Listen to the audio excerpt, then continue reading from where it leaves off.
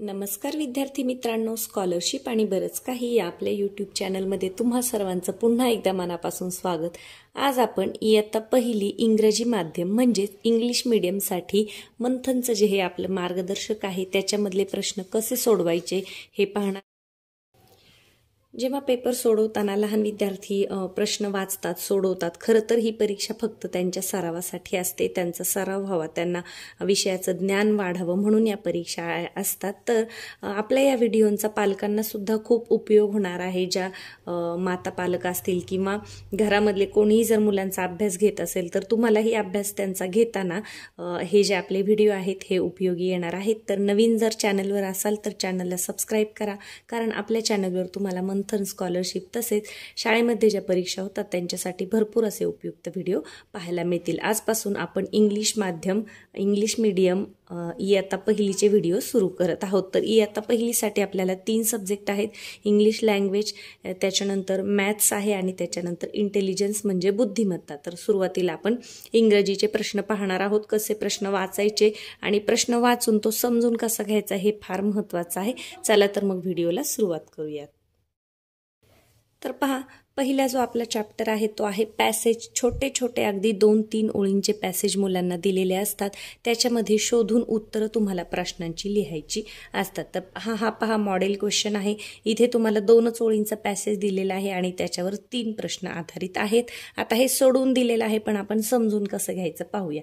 सुरुवातीला आपण पॅसेज वाचणार आहोत। अ मॅन हॅड अ हेन which gave a golden egg every day, but he wanted all the eggs at one time, so he cut the hen open.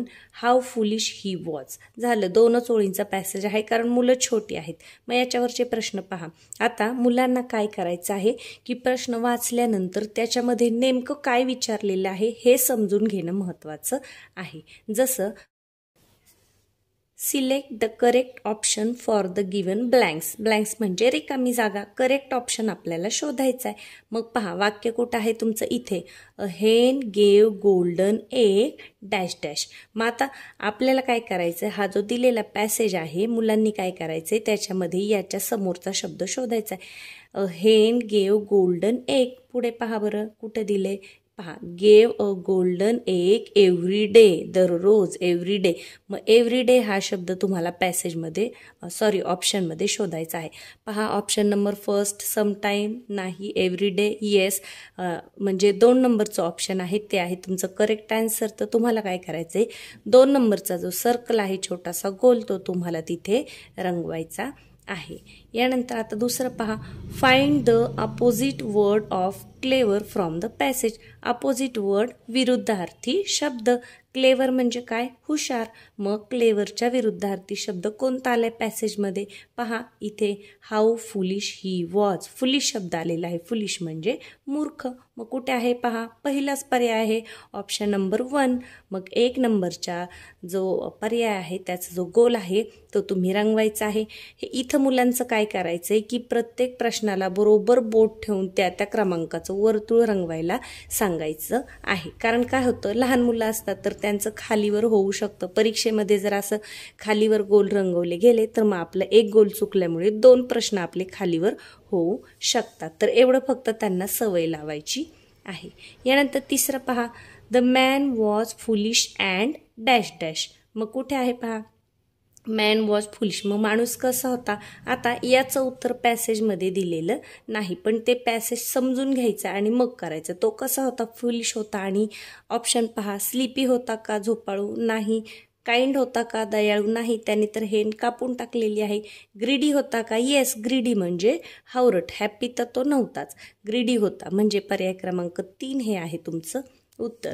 तर जेव्हाही आपण मुलांचा सराव घेऊ तेव्हा जर तुम्ही घरी पालक म्हणून अभ्यास घेत असाल, कारण काय होतं क्लासेसमध्ये प्रत्येक विद्यार्थ्याकडे एवढं वैयक्तिक लक्ष दिलं जाईल असं नाही। मग आपल्या मुलांना जर आपल्याला लहानपणीपासूनच चांगली सवय लावायची असेल, व्यवस्थित प्रश्न सोडवायची, तर तुम्ही त्यांच्यासाठी थोडासा वेळ देऊन हे जे त्यांच्यासाठी अननोन वर्ड्स असतात, नवीन शब्द असतात, ते तुम्हाला त्यांना सांगायचे आहेत। म्हणजे काय होतं, वारंवार ऐकल्याने आपोआप ते त्यांच्या लक्षात राहतात। तर आता ग्रीडी म्हणजे हावरट हे सगळ्यांनाच माहीत असेल असं नाही, म्हणून मग तुम्ही तिथे त्यांना हेल्प करायची आहे।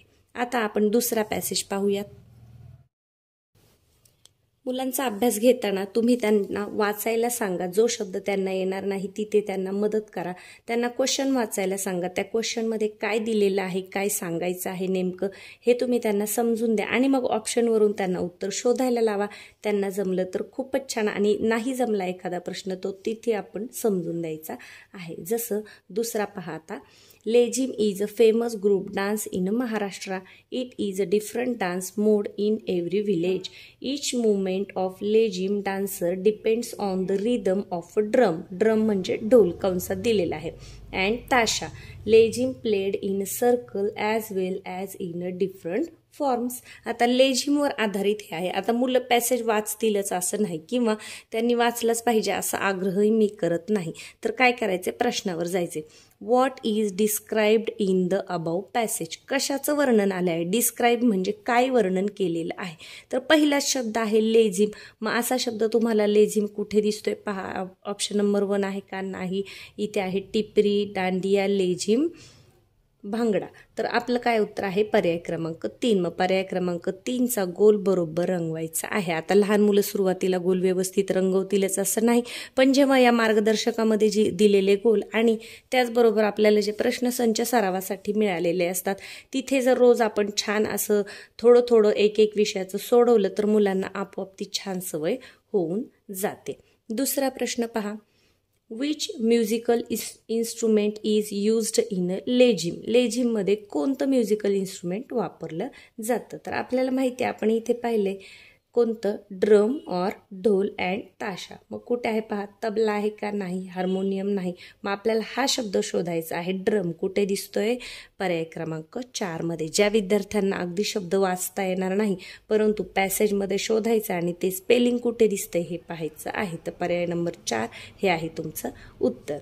यानंतर व्हॉट इज अ लेझिम. लेझिम काय आहे, तर आपल्याला सुरुवातीचंच वाक्य दिलंय. Lezim is a famous group dance. मग कुठे आहे पहा, it is a group dance, yes. It is individual, नाही. इट इज ॲन ॲथलेटिक, नाही. It is sport like a cricket, नाही. तर इंडिव्हिज्युअल पण नाही म्हणजे वैयक्तिक. तर कसा आहे, ग्रुप डान्स. म्हणजे बाकीचे पर्याय नाही वाचले, फक्त पहिल्या पर्यायात जरी आपल्याला उत्तर सापडले. इथे पहा ग्रुप डान्स, तो शब्द पाहायचा आहे, ग्रुप डान्स. पर्याय नंबर 1चा गोल तुम्ही तिथे रंगवायचा आहे. आता पॅसेज नंबर 2 पहा. आपण पॅसेज न वाचता आपण प्रश्नांवर येऊया. What colour is of rabbit. रॅबिटचा कलर कसा आहे. आता मुलांना तर हे न पॅसेज वाचता सुद्धा कळणार आहे की रॅबिट कसा असतो, व्हाईट. तरी पण आपण पाहूया. पहा, रॅबिट आर व्हाईट और ब्राऊन और ब्लॅक. तर आपल्याला पर्यायामध्ये काय दिले, ब्ल्यू, व्हाईट, ग्रीन, पिंक. मग व्हाईट, ब्राऊन, ब्लॅक यापैकी कोणतं उत्तर आहे, व्हाईट आहे. तर पर्याय क्रमांक 2 हे आहे तुमचं उत्तर. तर 2 नंबरचा गोल तिथे तुम्ही रंगवायचा आहे. How is the skin of rabbit. आता स्किन ऑफ रॅबिट हा शब्द आपल्याला पॅसेजमध्ये शोधायचा आहे. चला पॅसेजकडे येऊया. स्किन कुठे दिसते पहा. ही स्किन इज व्हेरी सॉफ्ट. हे काय, स्किन शब्द जो प्रश्नामध्ये शब्द दिलेला आहे ना तो तुम्हाला पॅसेजमध्ये शोधायचा आहे. Skin is very soft, SOFT. कुठे दिसतंय व्हेरी सॉफ्ट पहा बरं आपल्या पर्यायामध्ये. ऑप्शन नंबर 1 हे आहे तुमचं उत्तर, सॉफ्ट. 1 नंबरचा गोल तिथे व्यवस्थित रंगवायचा आहे.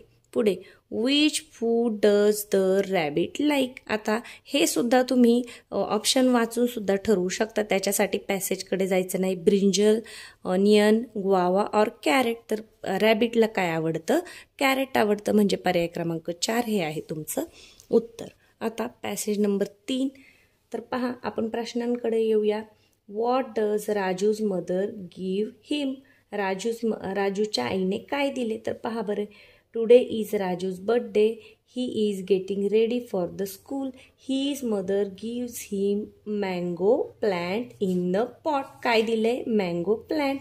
कुठे आहे पहा, banyan tree, mango juice, mango plant, neem plant. Mango plant हा शब्द शोधायचा आहे. मँगो प्लांट कुठे आहे, ऑप्शन नंबर 3. ऑप्शन नंबर 3चा जो सर्कल आहे तो तिथे रंगवायचा आहे. यानंतर क्वेश्चन नंबर 2 पहा.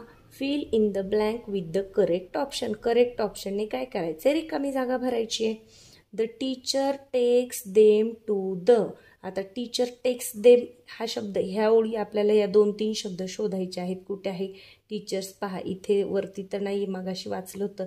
Teachers take them to the backyard. Backyard हा शब्द शोधायचा. पहा या ओळींचा जरी वाचता नाही आलं, समजलं नाही, तरी याच्या पुढचं म्हणजे हे शोधायचं आहे. म्हणजे त्याच्या पुढचे जे शब्द आहेत ते आहे आपलं उत्तर. तर बॅकयार्ड कुठे आहे?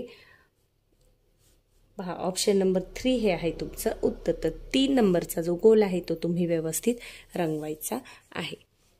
इथे मुलांना काय करायचंय, त्यांना प्रश्न वाचण्यासाठी जास्तीत जास्त प्रोत्साहन द्यायचं आहे. इंग्लिश मीडियमची मुलं आहेत, त्याच्यामुळे भरपूर मुलं बऱ्यापैकी छान वाचन करतात. काही शब्द असे असतात जे त्यांच्यासाठी नवीन असतात, तिथे आपण त्यांना मदत करायची आहे. Where was Raju's birthday celebrate? कुठे सेलिब्रेट झालंय त्याचा बर्थडे? तर स्कूलमध्ये. आपल्याला समजतंय Raju's home, teachers home, in the garden, in the school. कुठे झालंय celebrate? All his friend wish Raju in the school. म्हणजे त्याचा बर्थडे कुठे साजरा झालेला आहे? स्कूलमध्ये. पर्याय क्रमांक 4 हे आहे तुमचं उत्तर. आता पॅसेज नंबर 4 पहा. रिव्हर, रिव्हर विषय आहे. What is a river? What is a river शोधा. रिव्हर शब्द, हा शब्द क्वेश्चन मार्कच्या अगोदरचे शब्द पाहायचे आणि मग ते शोधायचे. River is a stream of water. कुठे आहे स्ट्रीम ऑफ वॉटर? इथे स्ट्रीम ऑफ फायर आहे, स्ट्रीम ऑफ वॉटर. म्हणजे ऑप्शन नंबर 2 हे आहे तुमचं आन्सर. तर 2 नंबरचा जो गोल आहे तो तिथे व्यवस्थित रंगवायचा आहे. यानंतर what should not be thrown into the river? Not be thrown, throw म्हणजे फेकणे. नदीमध्ये काय फेकलं नाही पाहिजे? पहा आता, not throw in the river. पहा, a river is a stream of water. It begin from hill or mountain. म्हणजे ती कुठून सुरू होते? पर्वतातून किंवा टेकड्यांमधून उगम पावते. It flows to downwards. The water is river is called a fresh water. It comes from a rain or snow. Snow म्हणजे बर्फ. But it has been polluted by our waste. Waste म्हणजे आपलं जे वेस्ट आहे material, त्याच्यामुळे नदीचं काय होतं? पोल्युशन होतं. We have to control river pollution by never throwing. पहा नेव्हर थ्रो आले, never throw. Should not be throw, never throwing rubbish in the river side. Rubbish हा शब्द कुठे आहे? पहा ऑप्शन नंबर 3 हे आहे तुमचं उत्तर. यानंतर where does the river begin from? आत्ताच वाचलं आपण. It begins from hills or mountain. कुठे आहे? From the mountain, from home, lake or sea. मग काय आहे आपलं उत्तर? ऑप्शन नंबर 1 हे आहे आपलं उत्तर. तर बरोबर बोट ठेवून इथे सर्कल करायचं आहे. आता परीक्षेच्या वेळेला आपल्याला जी आन्सर शीट असते ती वेगळी असते. तिथे 1, 2, 3 पासून नंबर असतात. पुस्तकामध्ये आपल्याला कळतं की ह्याचं इथे आहे. म्हणून काय करायचं, जेव्हा तुम्हाला प्रश्नसंच मिळतील तेव्हा प्रश्नसंच मधले प्रश्न सोडवताना व्यवस्थित त्या प्रश्नावर बोट ठेवून पुढे जाऊन मग बरोबर ऑप्शनचं जे सर्कल आहे ते तुम्ही तिथे रंगवायचं आहे. आता पॅसेज नंबर 5 पहा. What is puran poli known in Tamil? तमिळमध्ये पुरणपोळीला काय म्हणतात? पहा, puran poli is a Maharashtrian sweet. Tamil शोधूया. It is known boli in Tamil language. काय म्हणतात? बोली. कुठे आहे? पहा ऑप्शन नंबर 2 हे आहे तुमचं उत्तर. तर 2 नंबरचा जो गोल आहे तो तिथे रंगवायचा आहे. यानंतर क्वेश्चन नंबर 2 पहा. What is not used in making puranpoli? Not used, used किंवा नॉट युज. मग विचारले काय ते महत्वाचं आहे. इथे आपली चूक होऊ शकते. तर काय वापरलं जात नाही? तर काय वापरलं जातं? पहा, puran poli is made from chana, plain wheat flour and jaggery. मग याच्यामध्ये काय दिले? व्हीट फ्लॉवर ते तर लागतं, चना सुद्धा लागतो, जगरी सुद्धा. मग चिली, मिरची लागते का? नाही. म्हणजे याचं उत्तर काय आहे? Option number 4. तर 4 नंबरचा जो गोल आहे तो तुम्ही तिथे रंगवायचा आहे. आता question number 3. When does we make the puranpoli? केव्हा बनवतो आपण पुरणपोळी? पहा, जेव्हा आपला फेस्टिवल असेल तेव्हा. It is a special dish prepared every house during the festivals. Festivals कुठे आहे? On Sunday, on the festival day, every week, daily. तर काय आहे आपला आन्सर? Option number 2. मग ऑप्शन नंबर 2चं जे सर्कल आहे ते तुम्ही तिथे रंगवायचं आहे. लहान मुलांना सुरुवातीला हे गोल रंगवताना थोडंसं प्रॅक्टिसची गरज असते. पहा इथे जसं रंगवलेलं दिसतंय की थोडं इकडे तिकडे होऊ शकतं, पण चांगला सराव जर आपण घेतला तर अगदी व्यवस्थित मुलं स्वतः वाचतात आणि सोडवतात. आता तर जेव्हाही आपण आपल्या विद्यार्थ्यांचा अभ्यास घेणार आहोत त्यांच्यासाठी आपण थोडासा वेळ द्यायचा. याच्यामध्ये तुम्हाला 3 सब्जेक्ट आहेत, तर आज एका सब्जेक्टचा अभ्यास घेतला तर उद्या दुसरा, असं बदलून तुम्ही जर अभ्यास घेतला तर मुलं अगदी छान आणि परीक्षेपर्यंत त्यांची अगदी छान अशी तयारी होते. त्यांना स्वतः प्रश्न वाचायला, त्याच्यानंतर प्रश्नामध्ये नेमकं काय विचारले हे त्यांना नोटीस करायला जर आपण शिकवलं तर मुलं खरंच खूप छान पेपर सोडवतात. हा व्हिडिओ मुलांसाठी तसंच अशा पालकांसाठी जे घरी मुलांचा अभ्यास घेत आहेत, तर आपले मंथनचे मराठी मीडियमच्या विद्यार्थ्यांसाठी भरपूर असे व्हिडिओ आहेत 4थी पर्यंतचे. आणि इंग्रजी माध्यमाचं जे हे पुस्तक आहे ते मला आत्ता मिळाले, त्याच्यामुळे मी म्हटलं मग चला आपण याचे पण व्हिडिओ बनवूया, म्हणजे पालकांना आणि मुलांना अभ्यासामध्ये याची नक्कीच मदत होईल. जर व्हिडिओ आवडला असेल तर व्हिडिओला लाईक करायला विसरू नका. तुम्ही लाईक केल्यामुळे जास्तीत जास्त विद्यार्थ्यांपर्यंत हा व्हिडिओ पोहोचण्यासाठी मदत होते. पुढच्या व्हिडिओमध्ये आपण पोएमवरचे जे क्वेश्चन्स आहेत ते कसे उत्तर शोधायची हे आपण पाहणार आहोत. चला तर मग भेटूया उद्याच्या व्हिडिओमध्ये.